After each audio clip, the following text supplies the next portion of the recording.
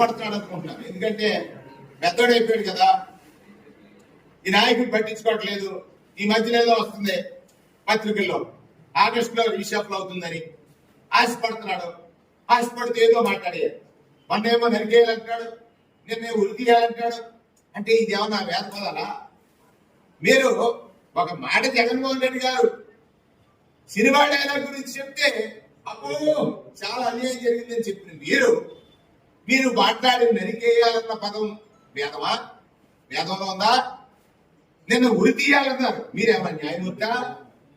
ఈ దేశంలో చట్టాలు ఏమన్నా అంటే మీరు అనుకున్నటువంటి నిర్ణయాలను అమలు చేసేయడానికి వ్యవస్థలు లేవా?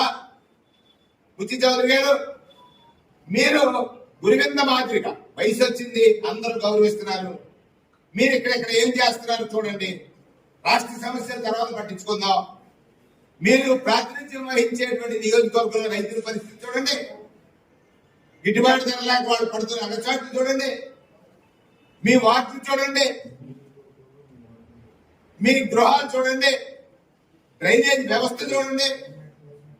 అన్నిటికంటే పెద్దలు అబ్బా అత్యంత నీతివంతులు ఈ ప్రభుత్వం వచ్చిన వెంటనే కొండ గుట్టలుగా ఉన్న ఇసుకని పట్టుకెళ్ళిపోయింది. ఎవరినైనా తమరు కాదా? దాని ద్వారా ఎంత సంపాదించారనేటువంటిది ప్రజలకు తెలియదు అనుకుంటున్నారా? ఇవాళ విచ్చలవిడిగా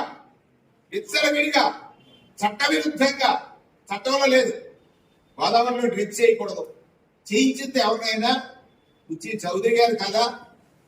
ప్రతి లారీకి 2,000 నుంచి 3,000 రూపాయలు వసూలు చేస్తుంది ఎవరినైనా చౌదరి గారు. తమరి కాదా? ఇవాళ మీరు ఉరి శిక్ష వేయాలంటున్నారు. ఎవరికి?